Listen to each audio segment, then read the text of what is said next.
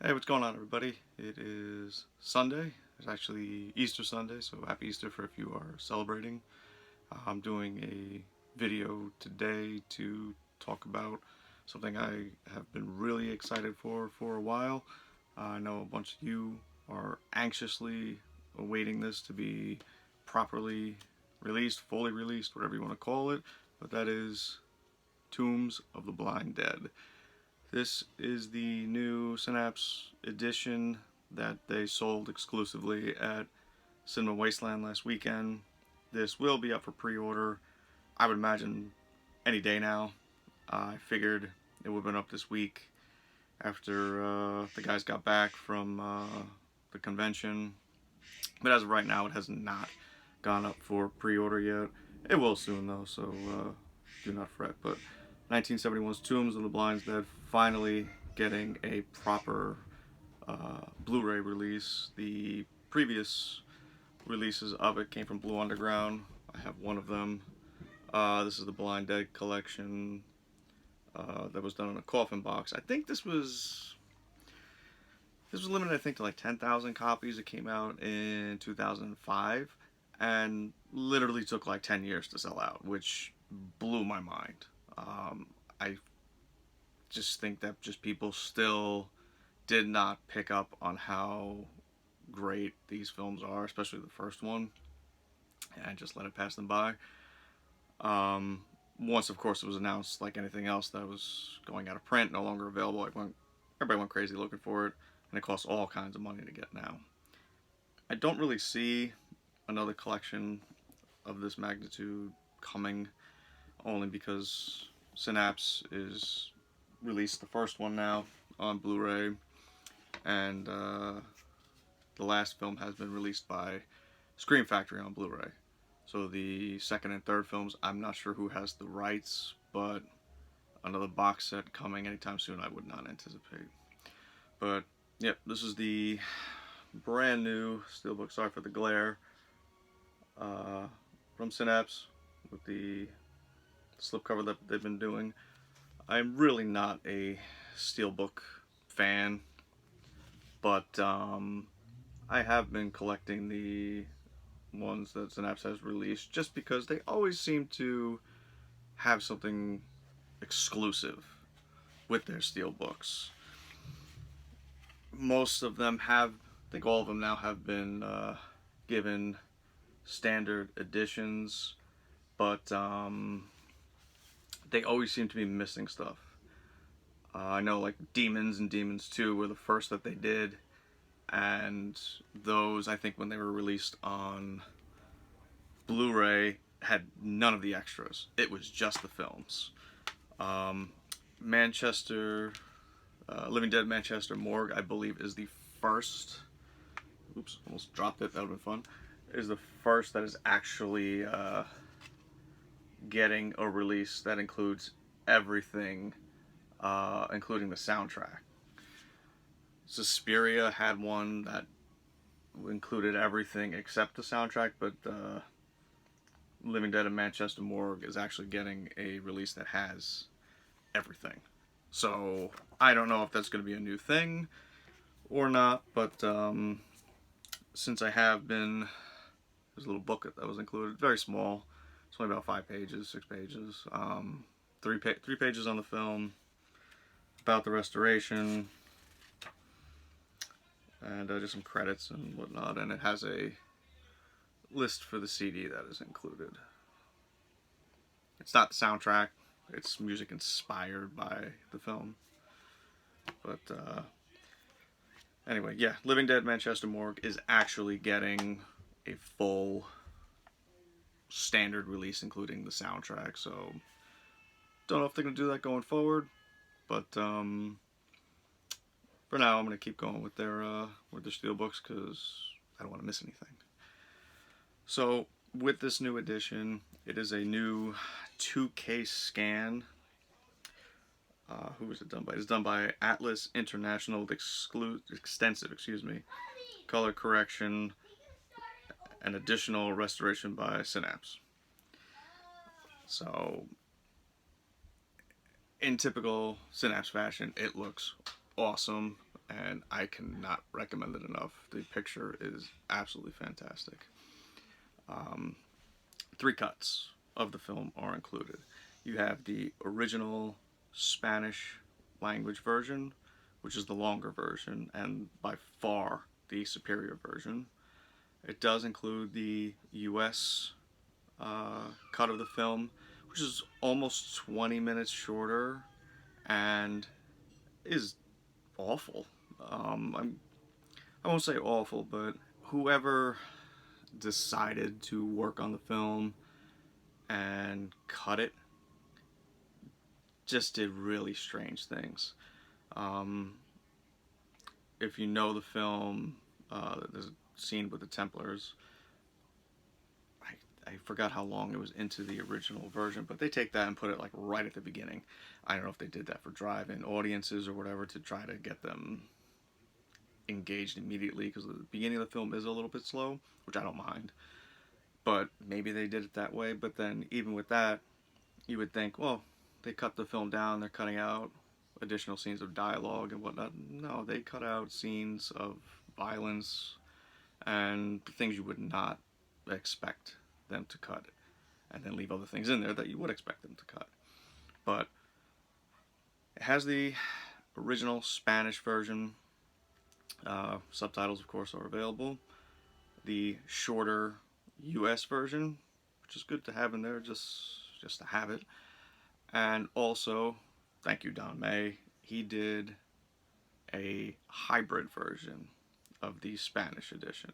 Now, what he did was he took the English dub on the US version and laid that over the Spanish cut, because on the Spanish cut there's no US dub, it is just subtitles. So he laid that over the Spanish version, and when you choose that option, if you hit play on the film, you just get, I think, the Spanish version come on. I actually didn't even try it. But when you go into the audio options, one of them has the English Spanish 2.0 mono. When you select that, it gives you 3 subtitle options: English, Spanish, and I think it's the defaulted selection, English subtitles only where the Spanish inserts are, the Spanish language versions are, because again, the US version is almost 20 minutes shorter, so the dub doesn't fit the entire Spanish cut. So he went and put that together, which is fantastic, because I don't speak Spanish, and as you know, as you've watched a film with subtitles, you don't see the entire film because you're looking at the bottom of the screen trying to read the subtitles. So you see part of the film, but you're really not focused on the film because you're trying to read the subtitles so you understand what's going on. This now is the English track over it, and only some scenes are completely in Spanish that you have to read the subtitles. So I know he said it was a daunting task, a pain in the ass, and all that, but I thank him for that, because that was awesome to see it like that. So yeah, it's got those 3 cuts of the film. It's got the sound. Well, excuse me, it does not have the soundtrack, unfortunately. It has music inspired by the soundtrack. It's no bands I've ever heard of. I have not popped in the CD yet, but I will. I will at some point. I enjoy listening to different music tracks and whatnot. Not sorry, I'm moving all my stuff around here because this is what I do, and I don't edit videos, so this is what you get. The bonus material. There's 3 commentaries. I listened to all 3, and of course, when you look at the back, you can never find it. All right. There's the 3 audio comments. Audio commentary with horror historian and author Troy Hallworth. I probably say all these names wrong. I apologize. Commentary with Lone Fleming, who was the main actress in the film. And audio commentary with Rob Barrett and Tony Ginn of the NashyCast podcast. Each one, there are a little bit of overlapping here and there with different information, but at least 90% of each commentary has different information. So it's not just three commentaries with the same information over and over and over and over again. The first commentary with film historian Troy Holworth is the best one, in my opinion. So much information about the actors, the actresses, the director. Great listen. The commentary with Lone Fleming, there was a moderator trying to get her to get into some of the scenes. She actually spoke about something she wrote to try to like resurrect the series, whether it be saying it could be a short film, it could be a full film. She got into that a little bit. She actually read a lot of the stuff that she had. I guess it would be cool to see somebody do it, but at the same time, you always fear going back and trying to resurrect something like this a bit. It's never going to be the same. So you always just fear the worst of it. So it hasn't been done. It didn't sound like it was awful of an idea, but I would kind of rather not see it happen.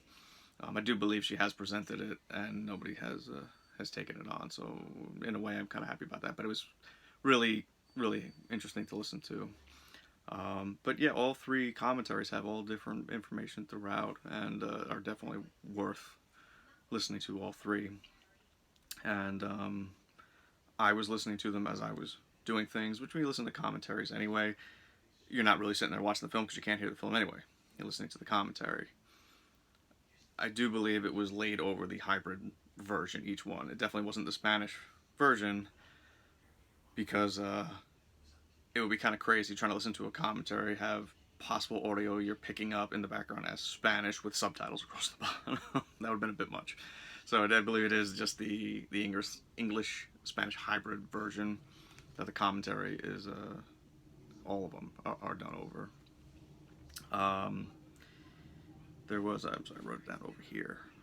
One of the 90-minute documentary about Spanish horror, which I actually expected a little bit more. It went into, well, with all zombie documentaries and whatnot, which they were saying like, well, he considered it mummies, not the director considered it mummies, not really zombies. But with the documentary, they started with like Night of the Living Dead, the impact that had in Spain, and the films that started getting into it. So it was a lot about Tombs of the Blind Dead, Living Dead in Manchester Morgue, and some Paul Naschy stuff. That was really about it. It's 90 minutes.